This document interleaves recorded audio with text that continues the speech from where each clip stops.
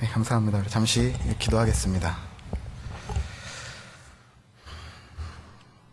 하나님 감사합니다. 저희들 수요 주빌리 예배로 또 모이게 하시고 이 시간 우리 주님을 찬양하고 예배하며 한자리에 모여서 저희 공동체를 이루고 예배할 수 있는 귀한 은혜 허락해 주심을 감사를 드립니다.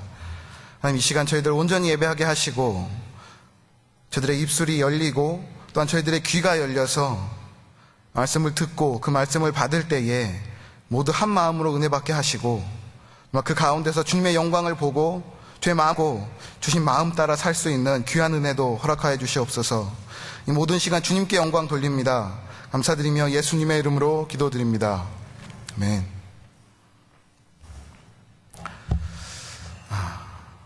평안하십니까? 여러분들 평안하십니까? 난 힘들어요 라고 이렇게 표정을 하시는 분들도 계시고 이렇게 하고 이렇게 웃으시는 분들도 계십니다. 정말 우리 모두가 평안하시기를 주님의 이름으로 소원합니다. 제가 오늘 말씀은 한 가지 드라마를 한번 여러분들께 여쭤보겠습니다. 혹시 예전 한국에서 90년대 초반에 여명의 눈동자라는 드라마를 했었습니다. 혹시 기억하시는 분이 계실지 모르겠습니다. 그때 당시에 되게 화려한 캐스팅으로 최재성 씨, 최불암 씨, 여자 배우들 이렇게 막 많이 나왔었는데요. 그 드라마를 제가 한 10살 때 봤어요. 그래서 잘 기억은 나지 않지만 그 드라마 가운데 딱 한 장면이 지금도 머릿속에 생생합니다. 두 남자 주인공이 철조망을 하나 딱 사이에 두고 이런 대화를 합니다. 만약 날 구한 게 소련군이 아니라 미군이었다면 지금 자네 자리는 내가 차지하고 있을 거야 라는 얘기를 합니다. 제가 그 말을 들으면서 어릴 한 10살 되는 나이에 저 말이 되게 멋있다 그런 생각을 해서 지금까지도 이렇게 기억을 하고 있습니다. 사실 이 두 주인공은 다 유학파입니다. 일제강점기 하에 한 주인공은 중국에서, 한 주인공은 일본에서 유학을 하고 공부를 하고 있었습니다. 그런데 중일전쟁이 터지자 중국에서 공부하고 있던 주인공은 중공군으로, 일본에서 공부를 하고 있던 청년은 일본군으로 서로 싸움을 하게 됩니다. 근데 그 중에 중공군에게 또 여차저차 쫓겨서 중공군으로 강제 집용됐던 주인공은 소련을 통해서 조선인민공화국의 군인이 되고, 그리고 일본에서 공부하고 있던 그 주인공은 해방을 맞으면서 미군에 영입이 됩니다. 그러면서 전쟁이 나고 한 명은 포로가 되고 또 한 명은 그 포로를 붙잡는 신세가 되어서 서로 철조망을 사이에 두고 한국인이지만 한 명은 포로로, 한 명은 그 포로를 붙잡는 군인으로 마주하게 됩니다. 그때에 그 주인공이 이런 말을 하였습니다. 만약 날 구한 게 소련군이 아니라 미군이었다면 지금 자네가 서 있는 그 자리는 내가 차지하고 있을 것이다. 우리가 어려울 때에, 힘들 때에 나에게 손을 뻗어주는 그 사람이, 아니면 내가 손을 뻗치는 그 무언가가 누구냐에 따라서, 아니면 그것이 무엇이냐에 따라서 우리는 인생의 포로가 될 수도 있고 인생의 승리자가 될 수도 있을 것입니다. 왜 그렇겠습니까? 우리를 건져주는 그 무언가의 인도를 받고 그들 밑에서 배우기 때문입니다. 그러면 우리 그리스도인들은 어떻습니까? 만약에 우리 그리스도인의 구원이 세상 물질에 있다면 우리는 무엇을 따라가야 되겠습니까? 세상 물질을 따라가야 됩니다. 우리의 구원이 그곳에 있으니까. 만약에 우리의 구원이 세상 명예에 있다면 우리는 그 명예를 쫓아 살아야 됩니다. 하지만 우리 그리스도인들, 예수 그리스도를 구주로 영접하고 믿고 따르는 우리들은 예수님을 따릅니다. 왜요? 예수 그리스도 안에 구원이 있고 우리의 생명이 있음을 믿기 때문입니다.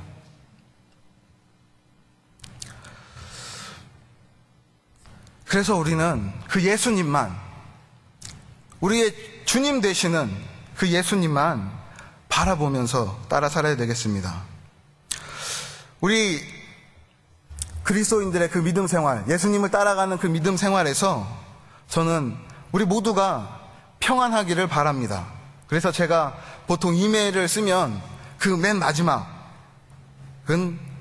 평안하세요, 평안하십시오 라는 말로 그 이메일을 마치곤 합니다. 그만큼 평안하기를 바라기 때문입니다. 하지만 우리의 삶은 그렇게 평탄하지가 않습니다. 맞습니까? 이 젊고 어떻게 보면 어린 전도사가 여러분들 앞에서 우리 인생은 참 힘듭니다 라고 얘기하는 게 어쩌면 참 무서워 보일 수도 있습니다. 그렇죠? 여기 계시는 우리 집사님들 속으로 전사님 10년 더 살아보세요. 얼마나 힘든 일이 더 많은지. 그런 말씀, 그런 생각 하실 수도 있습니다. 예, 맞습니다. 하지만 그만큼 우리의 삶은 평안하지만은 않다는 것을 우리는 모두 알고 있습니다. 오늘 본문을 보시면 오늘 본문은 이렇게 시작을 합니다. 마가복음 6장 45절에 예수께서 즉시 제자들을 재촉하사 자기가 무리를 보내는 동안에 배 타고 앞서 건너편 벳세다로 가게 하시고 라고 말씀을 시작하고 있습니다. 평안이랑 오늘 본문 말씀이랑 무슨 상관이 있는지 우리 말씀을 보면서 하나하나씩 깨달아갔으면 좋겠습니다. 예수님께서 오늘 말씀해 보시면 즉시 제자들을 재촉하셨다라고 하셨습니다. 왜 예수님께서 즉시 제자들을 재촉하셨을까요? 그 후반절에 보시면 배 타고 앞서 건너편으로 가게 하시려고 하셨다라고 했습니다. 그렇다면 왜 예수님께서 제자들에게 배를 타고 건너편 마을로 가기를 재촉하셨겠습니까? 오늘 마가복음 6장 그 전체를 한번 살펴보면서 그 예수님의 마음을 우리가 살펴보겠습니다. 마가복음 6장 7절에서 13절까지의 그 말씀을 보면은 예수님께서 처음 12제자를 부르시고 둘씩 짝지어 보내시면서 귀신을 제하는 권능을 주시고 제자들에게 말씀하십니다. 회개를 전파하고 많은 귀신들을 쫓아내며 많은 병자들 고쳐라 라고 말씀을 하십니다. 제자들은 그 말씀에 순종해서 예수님이 짝지어진 그 둘씩 나아가서 귀신을 제어하고 회개하라 선포하고 귀신들을 쫓아냅니다. 그리고 제자들이 돌아옵니다. 6장 30절에 돌아와서 예수님, 우리가 이렇게 했습니다.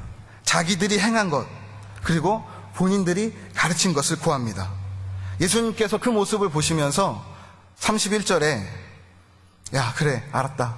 우리 한적한 곳으로 가서 잠깐 쉬자라고 말씀을 하십니다.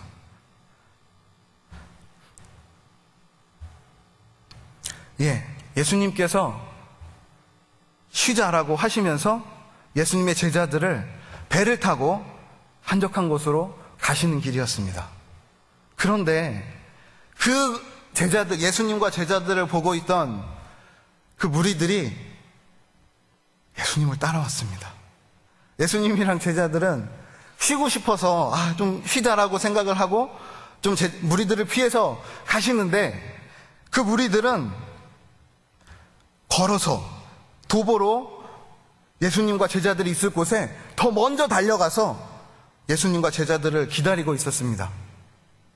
예수님께서 그 무리들을 보시고 야, 우리가 좀 쉬어야 되니까 조금 이따 봅시다 라고 하셨겠습니까?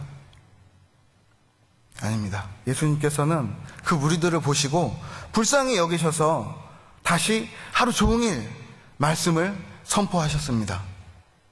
그러니 제자들도 그 지친 여행을 갔다 와서 어떻게 해요? 다시 광야에서 그 무리들과 함께 예수님의 말씀을 하루 종일 들었을 것입니다. 그리고 날이 저물었습니다. 이제 뭘 해야 되죠? 날이 저물었으면? 자기 전에 우리 뭐 하잖아요. 밥 먹고 자야죠. 배고프니까. 근데 그 광야에서 먹을 것이 뭐가 있겠습니까? 예수님과 제자들은 잠시 쉬려고 나간 그곳에서 하루 종일 말씀을 선포하시고 이제 다 피곤해서 이제 좀 먹고 쉬자라고 했는데 그곳에 먹을 게 없지 않습니까? 그래서 예수님께서 그때에 오병이어의 기적을 베푸십니다. 그리고 많은 무리들, 성경에는 남자만 5,000명이었다라고 말씀합니다. 그 5,000명을 먹이시고 그리고 나서 오늘 본문 45절에 자, 이제 너희들 빨리 가서 쉬어라 라고 즉시 제자들을 재촉하셔서 배를 타고 갈릴리 호수 바다를 건너게 하셨습니다. 그것이 오늘 본문입니다. 자, 그럼 제가 다시 한번 묻겠습니다. 예수님께서 왜 제자들을 배를 타고 건너옵니까?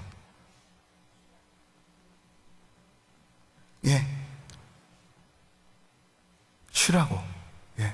빨리 가서 너희들이 원래 아침에 쉬었어야 되는데 못 쉬었으니까 지금까지 하루 종일 광야에서 무리들에 섞여서 말씀 듣고 함께 했으니까 이제는 진짜로 가서 쉬어라 라고 하면서 재촉하셨습니다. 그래서 제자들은 이제 진짜 쉬겠지. 오늘은 두 다리 쭉 펴고 자야 되겠다라고 생각을 하고 노를 저어서 갈릴리 호수를 바다를 건너갔을 것입니다. 그런데 그렇게 바다를 건너가는 중에 뜻하지 않은 문제를 만났습니다. 예수님의 제자들이 배를 타고 바다를 건너가는 중에 큰 풍랑을 만났습니다.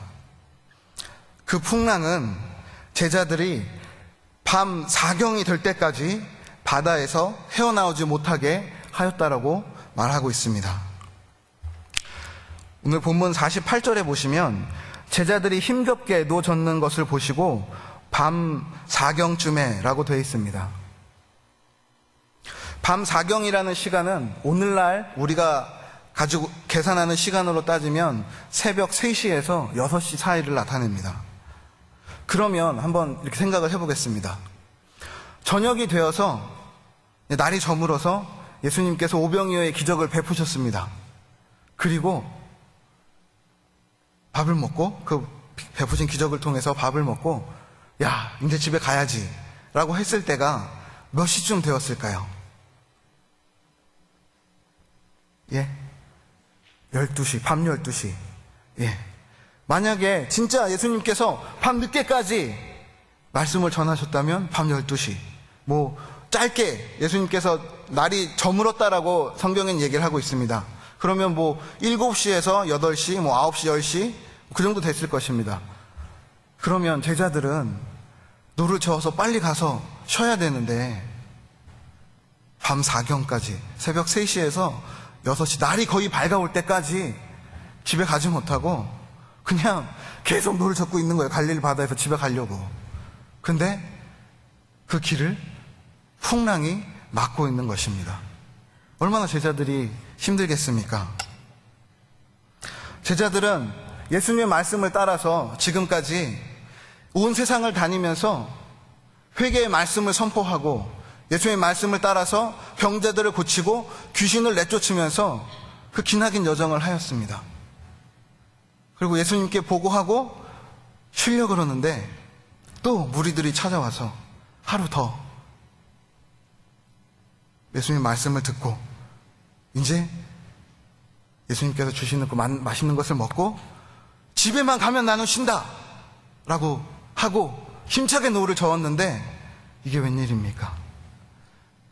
새벽 3시가 넘도록 그들은 계속 노를 젓고 있는 것입니다.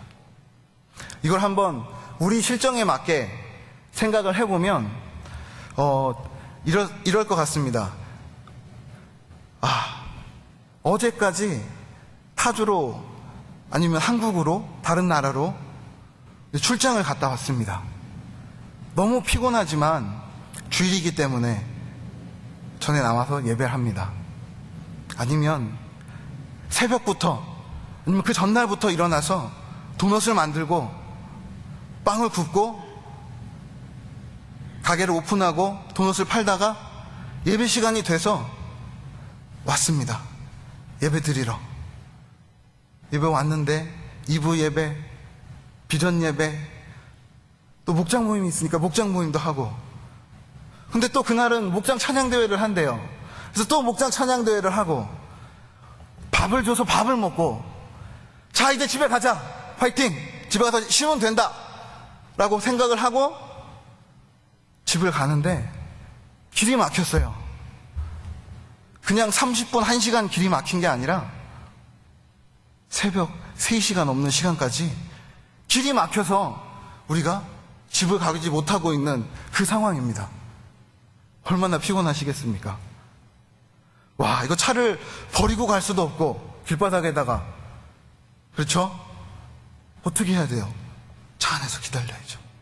길이 뚫릴 때까지.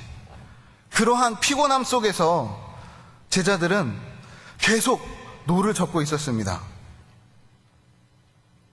그럼 그 시간에 예수님은 무엇을 하고 계셨겠습니까? 예수님은 48절 다시 보시면 제자들이 힘겹게 노 젓는 것을 보시고 라고 하셨습니다. 예수님께서는 그거를 계속 보시고 계셨어요. 지금 우리 한국말로는 그냥 보시고 라고 해서 우리가 잘못 생각하면 그냥 예수님께서 계속 기도하시다가 내 제자들이 저렇게 어려움에 처해 있네 라고 생각할 수도 있습니다. 하지만 이 단어의 원문을 찾아보면 이 말은 예수님께서 쭉 지켜보셨다라고 얘기하고 있습니다.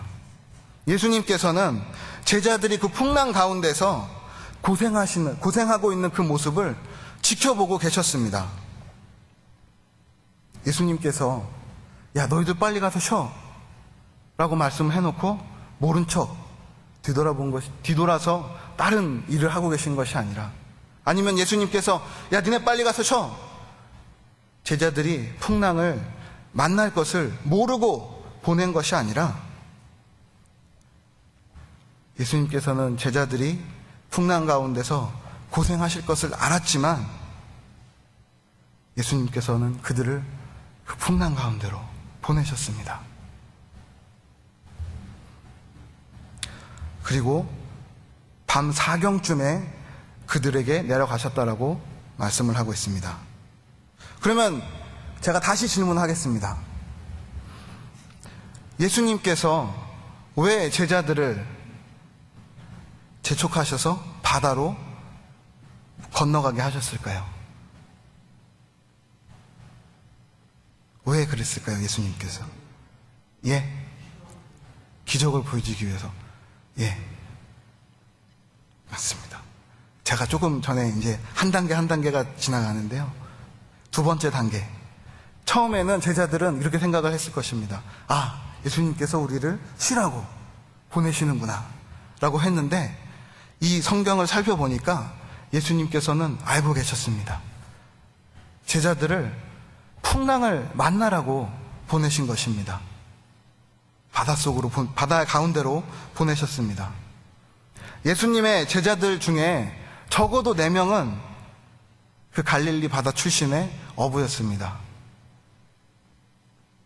그 갈릴리 바다는 그들의 삶의 터전이었고, 그곳에서 그들은 자라왔고, 그들의 일터가 그곳이었기 때문에 그곳의 환경과 자연을 그 누구보다도 잘 알고 있었을 것입니다. 그리고 어떠한 일이 있든지 나는 이곳에서 지금까지 잘 해왔기 때문에 나는 잘할 수 있어 라고 생각을 하고 살아왔을지 모르겠습니다.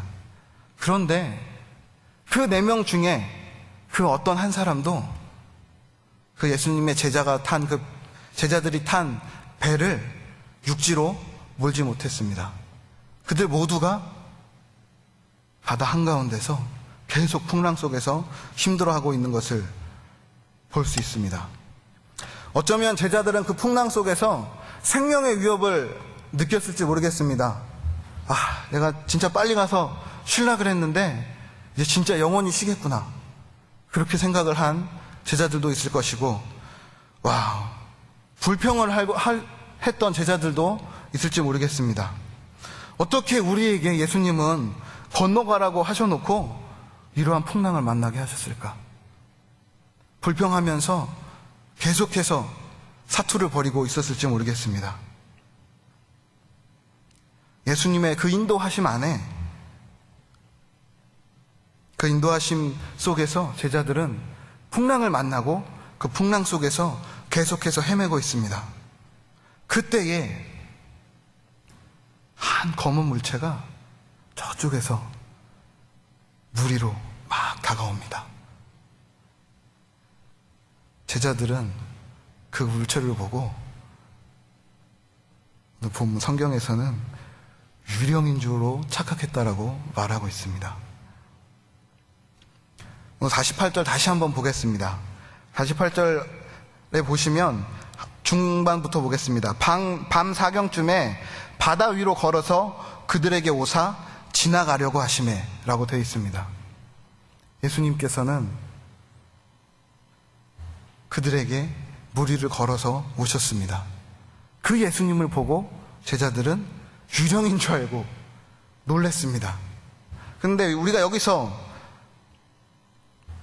한 가지 짚어봐야 할 점은, 예수님의 제자들이 불과 며칠 전까지만 해도 무엇을 했다고 제가 처음에 설명드렸습니까?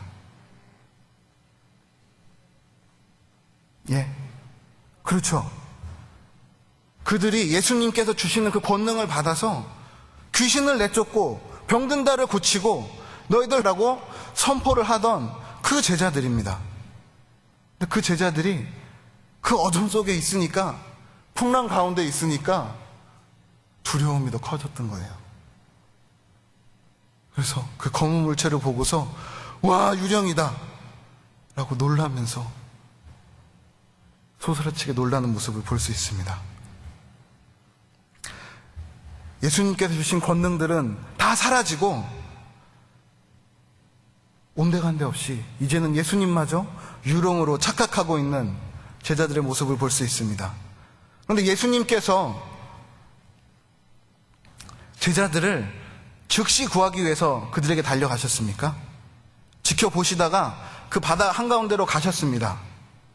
그런데 48절에 다시 한번 보시면 예수님께서 성경에 이렇게 말씀하고 있습니다. 그들에게 오사 지나가려고 하시매 라고 되어 있습니다.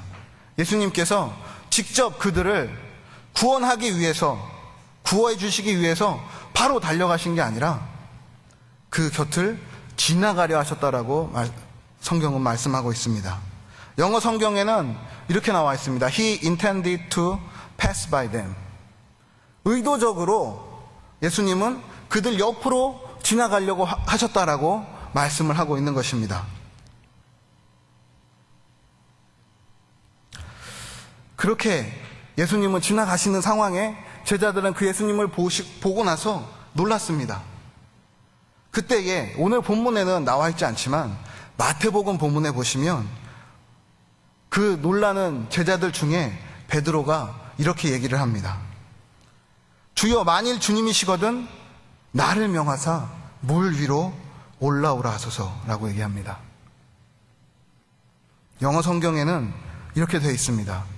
주님, 만일 주님이시거든 나로 명해서 주님께 가게 하옵소서라고 얘기를 하고 있습니다. 내가 주님 물 위를 걷게 해 주세요라고 한 게 아니라, 베드로의 말은 다가오는 그 주님을 보면서 주님, 내가 그 풍랑 속에서 주님 앞으로 가게 해 주시옵소서라고 고백을 합니다. 그리고 그 믿음의 고백을 따라서, 그리고 예수님의 그 명령을 따라서 베드로가 물 위를 걸어갑니다. 그런데 그 물 위를 걷다가 바람이 무서워서 다시 빠져버립니다.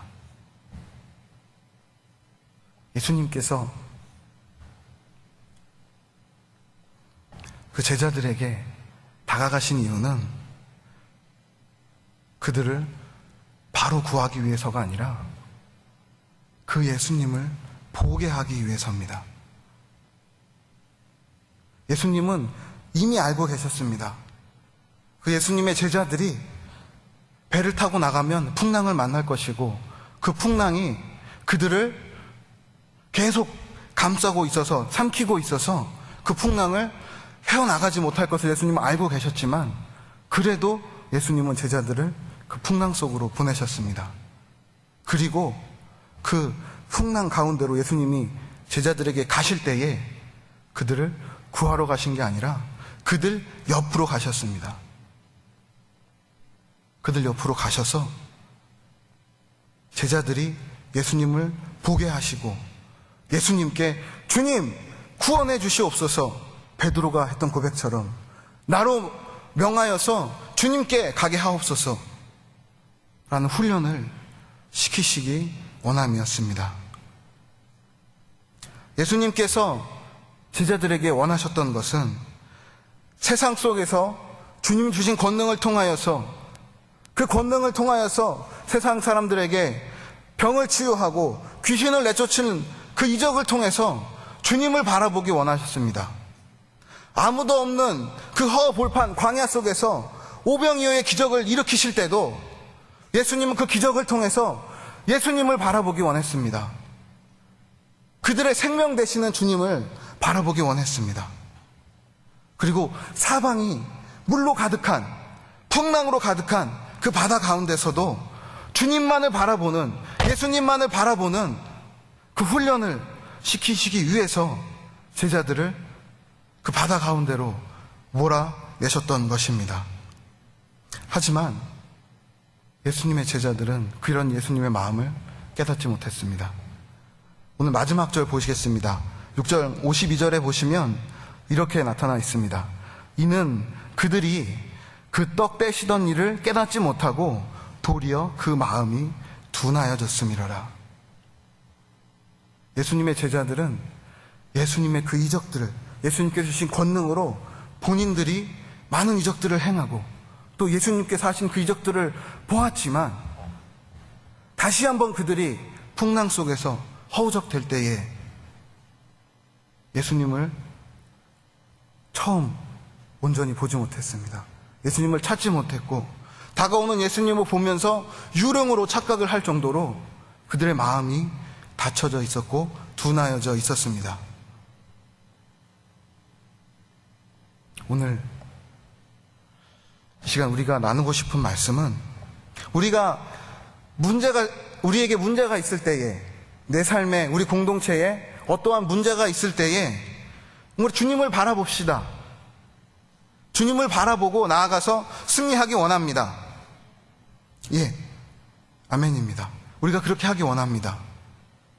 하지만 여기에서 한 걸음 더 나아가서 우리가 한 번 더 생각을 해보겠습니다. 우리가 평소에 주님을 바라볼 수 없다면, 우리의 삶 가운데서 우리 주님을 온전히 바라보고 주님을 찾지 못한다면 우리는 똑같이 광야로,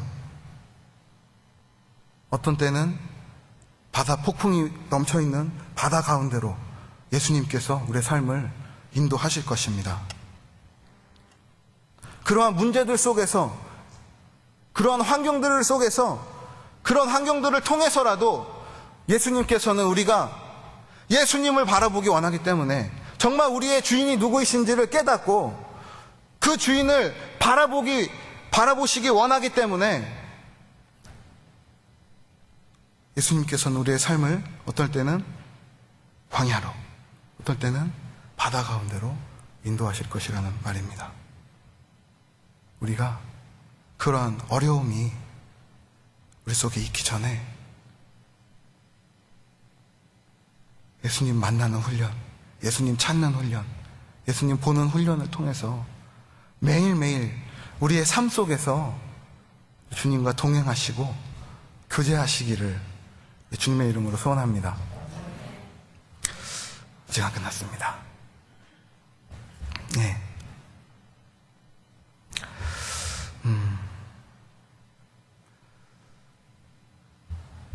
여러분들 참 평안하시기를 제가 소원하고, 우리의 삶의 모든 일들이 정말 우리 주님 안에서 하나하나씩 우리 주님과 동행할 때에 우리 주님 주시는 그 평안 속에서 항상 평안하시기를 축복합니다. 저는 개인적으로 여러분들 다 아시겠지만 정말 큰 풍랑을 한번 만났습니다.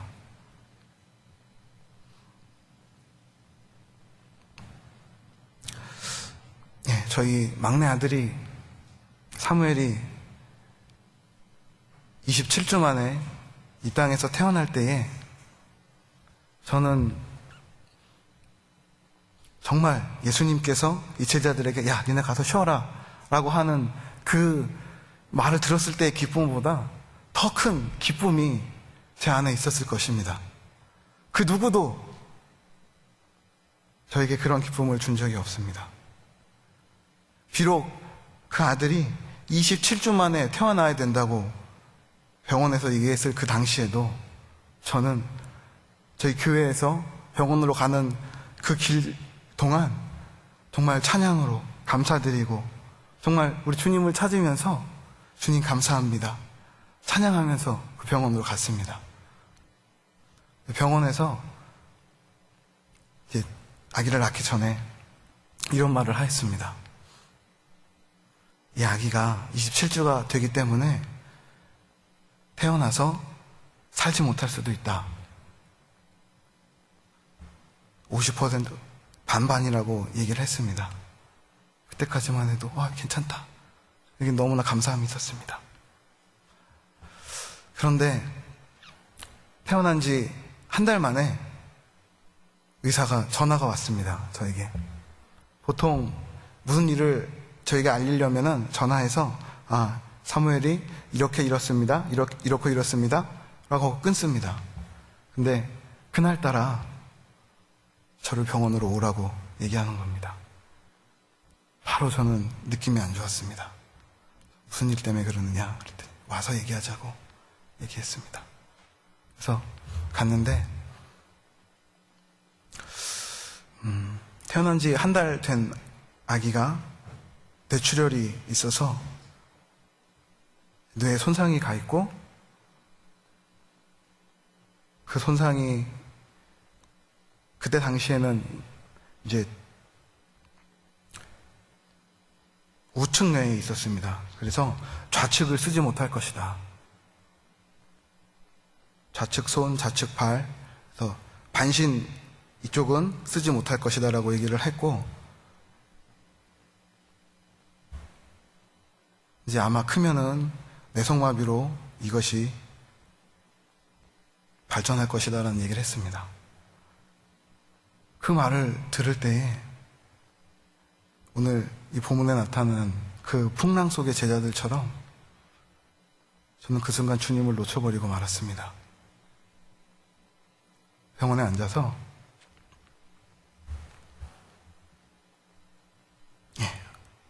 그냥 눈물만 흘리고 저희 아내랑 같이 1시간 동안 울다가 그냥 빠져나왔습니다. 그 며칠 동안은 제 마음속에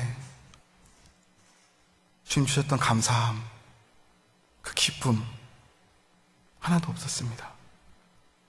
제 환경이 그 문제가 너무 크게 보여서 하나님 어떻게 저에게 이런 큰 아픔을 주십니까? 제가 어떻게 이 아이를 데리고 공부를 하고 목회자 후보생으로 훈련을 받겠습니까?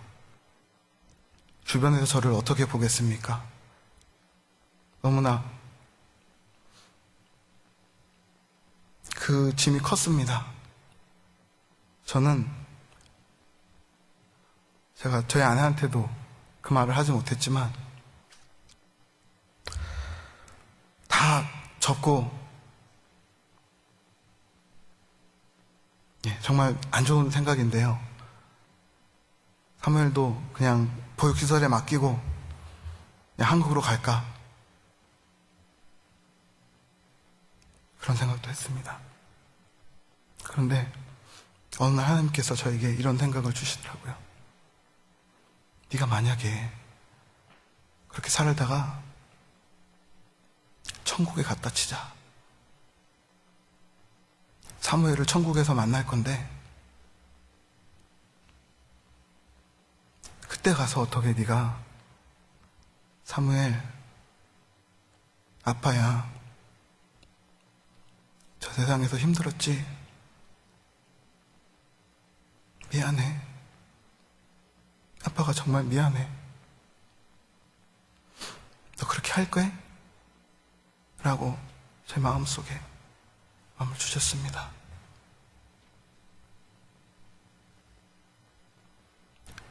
그러고 나서 정신이 버뜩 들었습니다. 아, 그래. 내가 내 환경만을 쳐다봤구나.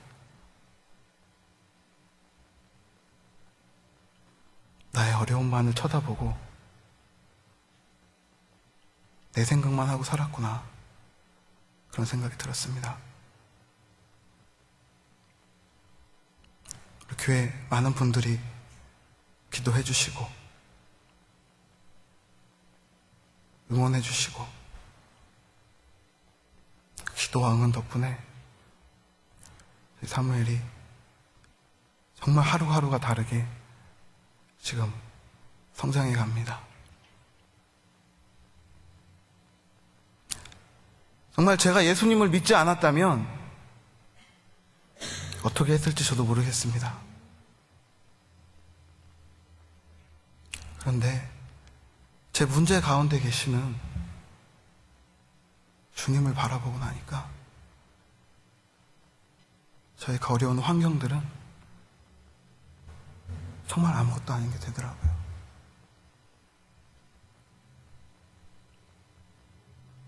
우리의 모든 환경들, 어려움들,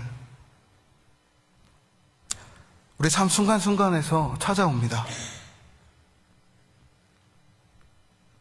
우리는 그 문제들, 어려움들을 이길 힘이 없습니다. 그래서 평소에 우리가 평안할 때에 주님 바라보는 훈련을 하게 된다면 그 문제 가운데서도 주님을 바라보고 나의 힘이 아니라 주님 주신 힘으로 그 어려움들을 이겨나갈 수 있지 않겠습니까? 예수님께서는 우리를 위해서 이 땅에 오셨습니다. 하나님의 아들께서 우리 때문에 이 땅에 오셨습니다. 십자가에서 고난받으시고 돌아가시고 부활하신 그 예수님께서 내가 다시 오겠다. 내가 다시 오겠다. 말씀하시면서 우리들에게 예수님 주신 그 복음을 끝까지 붙들고 살기를 원하셨습니다. 그 주님 우리가 바라봐야 되지 않겠습니까? 혹시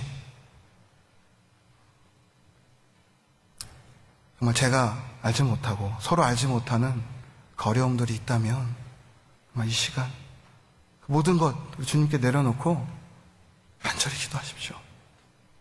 주님께, 예수님께서 우리를 위해서 목숨까지도 내놓으셨는데 우리의 기도 들어주시지 않겠습니까? 주님 바라보시고 정말 그 안에서 정말 승리하는 우리 빛소교회, 빛과 소금의 교회 모두가 될 수 있기를 주님의 이름으로 소원합니다. 잠시 기도하겠습니다.